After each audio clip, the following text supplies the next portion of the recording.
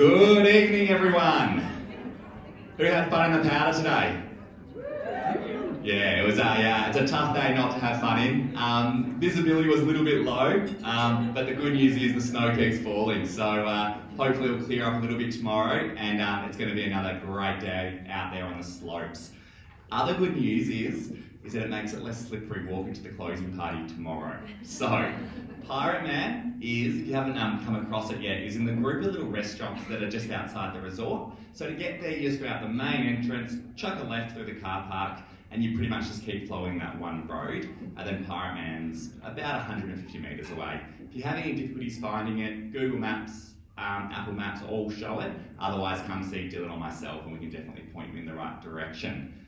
Tonight we have two presentations once again, and we'll have a little break between the two there. We've got some great photos that have been submitted, even some videos, so well done to everyone for getting those ones up. Can't wait to show them to all of you. And the guidebook scan codes on the ends of all the tables, if anyone does have any questions, unsure about anything, please have a look at that little book that we put together, or come see Dylan or myself and be more than happy to answer any questions you might have.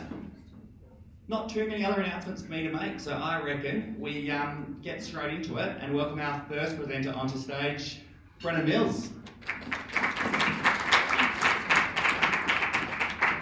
Thanks, Quint. Hi, everyone. I'm absolutely rorted from an awesome day on the mountain. I'm sure you are all as well, but thanks for making the effort to come along. Hopefully I won't bore you to death.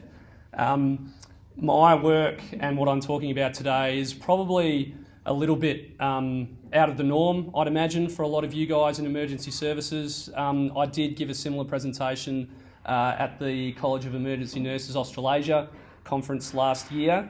So if anyone was there and saw this, I apologise in advance. But no one booed me off the stage from that, so I hope you find it interesting. Essentially, my background is in digital simulation, which I'll go through various formats of that and how that works, but I head up a group out of Edith Cowan University in Western Australia called the Simulation and Immersive Digital Technology Group, which is an absolute mouthful. We need to work on that name. But essentially what our gamut is we undertake research and development into simulation, particularly digital simulation for education and training purposes, primarily in the healthcare industry, but we also range into other areas that involve kind of high stakes, acute kind of circumstances such as defence and elite sport as well. So that's kind of what I'll be giving you a full rundown on, kind of where the opportunities are that exist with the technology that exists in this space that I think is pertinent to you guys at the moment, as well as kind of what's coming down the pipeline from a technological perspective that I think is pretty exciting and that you guys should start to see, hopefully, filter in if we continue to generate the kind of buy-in that we're getting across the healthcare industry at the moment, which is slow, but it is certainly upheaving. Before we go into some of our digital simulation type stuff, just I guess a bit of comment on experiential learning. Experiential learning, not all learning obviously requires learning through experience, but lots certainly does, or at least should, especially that kind of learning or education and training involving those kind of high stakes settings, as is obviously pertinent in the emergency healthcare industry. Stuff like elite sport, defence, air traffic control, piloting and navigation, all of these things with these kind of, if stuff goes wrong, stuff can really go wrong and impact a lot of people. That's where experiential learning and learning through experience, putting into practice things in a low stakes environment before needing to thrive in a high stakes environment can become really, really important. And that's where simulation is obviously key. So when we talk about experiential learning, if we're thinking about that as kind of a gold standard of education for this kind of high stakes settings, typically in healthcare there's been kind of two formats over the years in which we've provided experiential learning. The first is the most traditional one, where we soak up learning through extended exposure, be that on clinical placements or on the job training. Now there's even myself, who's a simulation enthusiast, you'd be an absolute fool to go out and say, look, eventually we'll get rid of that as a form of education. If anyone goes and says that, they should be shot, even simulation enthusiasts like me.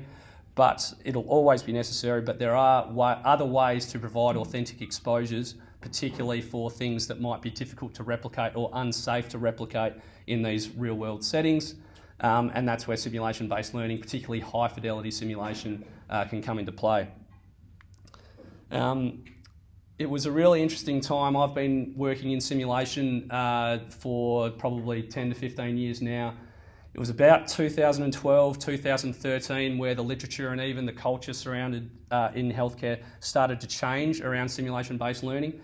These days, where are we now, 2024, you're not really going to find anyone that actually sits there and goes, look, we don't think that there's a need for simulation in education and training. All hospitals will have a simulation ward for the most part, particularly in the metropolitan areas. There is general buy-in around simulation-based learning, but it wasn't always the case.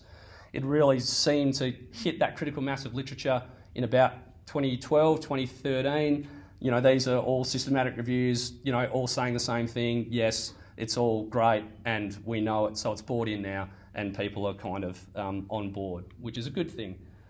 What is really interesting is when we think, if we move over from kind of our brick and mortar simulation to our more digital simulation, so using some of these technologies like virtual reality, augmented reality and mixed reality, I'll be going through each of these to give a bit of a breakdown on each of them in a bit. We're actually seeing the exact same story unfold as we did that kind of 10 years ago. All of these questions up now, you know, it's a fad, the evidence isn't really there, this is just going to go away, so why should we invest into this now and try and embed this into our training when, you know, new technologies or new avenues are going to come up, which is really, really interesting. So for me, who's kind of seen it before, being across the literature and across the culture of this before, it's going to happen. It's already starting to happen. And I guess my advice, if anyone were to ask, is, you know, we can get on board and start being one of the adopters for change to kind of start embedding and using these kind of technologies in our education and training. Or, you know, it's going to happen anyway. So, which is really, really encouraging from my perspective. To give some kind of indication, what this graph, this is a study published in 2020. So it's a couple of years old now. What it is, it's looking at all of the actual published studies, not the actual applications themselves, just the studies that looked at, evaluated serious games or educational games in the healthcare context. So you can see from 2010 to 2015 and to 2015 greater, there was a 200% increase. Now, that's from 2018. We're now in 2024. There hasn't been a repeated study yet, but I imagine it's probably a 200 to 300% increase again. So that just gives you an idea of where this is going. This is just studies looking at educational games in the healthcare industry. So it's really kind of going a bit crazy. Looking at another metric, compound annual growth rate. If we look at what the actual growth of these kind of technologies is going to be over the next 7 years, looking at laptop computers, everyone's got a laptop computer. 4.1% compound annual growth is expected over the next 7 years. If we look at smartphones, everyone's got a smartphone, probably arguably the greatest piece of information communication technology that's happened over the last however many years, that's really gone to galvanise our communication across the globe, 11.5%. Looking at virtual reality technology specifically, so I mentioned different formats of digital simulation before, but just virtual reality technology, 27.5% compound annual growth rate expected over the next 7 years. Looking at healthcare specifically, it goes up to 35%. So people are targeting healthcare already because they can see the opportunity that exists there for this technology. So it's going to happen in a big, big way over the next 7 years, this would suggest. So, but there are barriers that exist to any kind of implementation of education and training, but there are also facilitators. So what I've done here, I've done a bit of a comparison between what my traditional background was in traditional in situ simulation to digital simulation. So one of the, I guess, fallbacks of traditional in situ simulation for education and training is that it takes a lot of time and resources, infrastructure to kind of put together what we need to run good simulation. If we can think about our high fidelity mannequins, all of the equipment that we need in our simulation wards, the trained personnel that we need in those wards, and all the rest of it. If we're getting in patient actors to come in, all of these come at quite a large piece of cost. We've got large preparation times for these activities to be run well. They've actually got to be delivered, so that's getting people off the floor, coming in, people being trained up to provide that education. If you want to record what's going on in those simulations from a debrief perspective, well, we might need cameras in the ceiling and all this sort of stuff that goes into our simulation wards, and that comes at an additional resource and cost.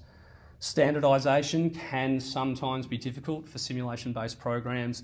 We've got different trainers that come in on different days. Different hospitals are doing different things all the time. Even if you've got, say, a simple EMAC course or something like that that's running, it can't be guaranteed that it's going to be standardised across all of those deliveries, even though we do the best thing that we can.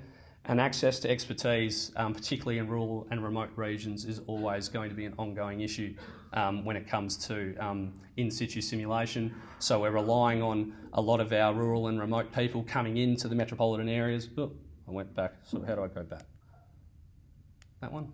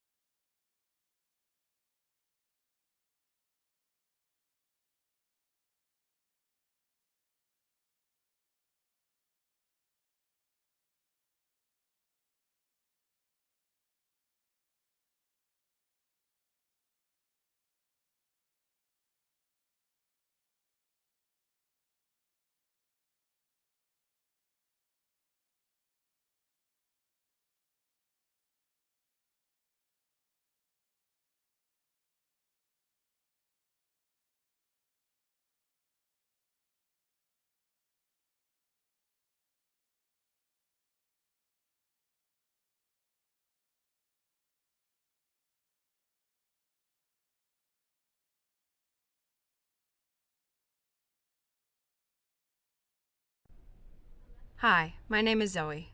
I'm a nurse here. Can you tell me, what's brought you in today? Seriously. My shoulder.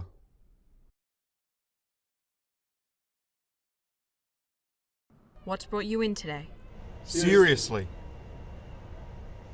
My shoulder.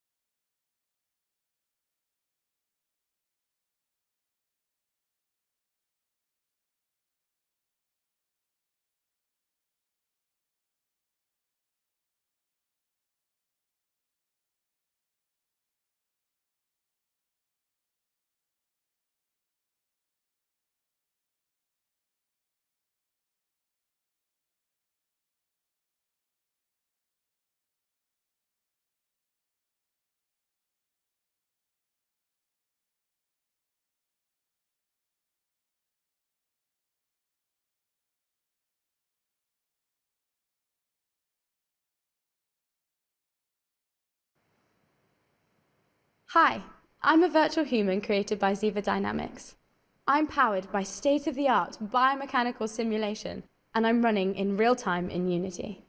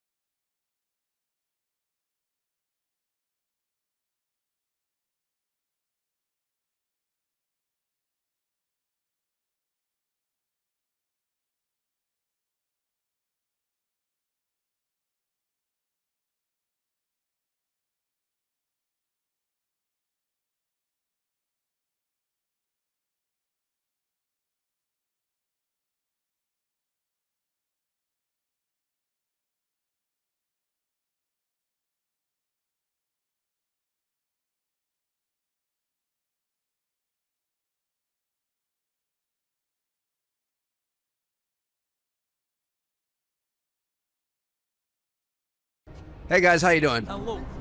You need something from me?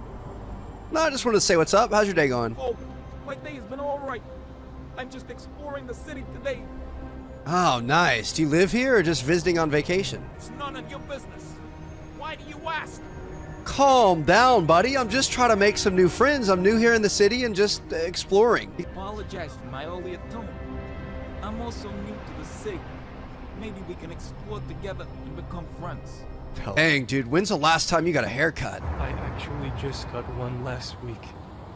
Maybe it wasn't good enough. I mean, it's not really my taste, but I guess if it works for you. What do you mean it's not your taste?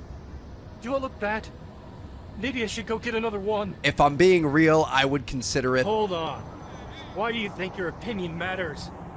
I don't need your input on my appearance. I'm always here if you need to talk. I just don't appreciate strangers approaching me and critiquing my appearance. Well, I'm sorry. That one was on me. I hope you have a nice day. How has he remembered this? This was like 2 minutes ago, 3 minutes ago at this point. It's logging all of it and tying it back to the original conversation. Yeah. What do you think the key to happiness is? In my opinion, the key to happiness is finding balance in life. That means taking care of yourself physically, mentally, and emotionally, while also pursuing your passions and maintaining meaningful relationships. And what are you passionate about? Exploring new places and cultures. Traveling allows me to broaden my perspective and gain new insights.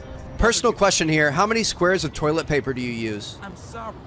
That's a bit personal for me to answer. I mean, everybody poops, bro. I said it's personal. Back off.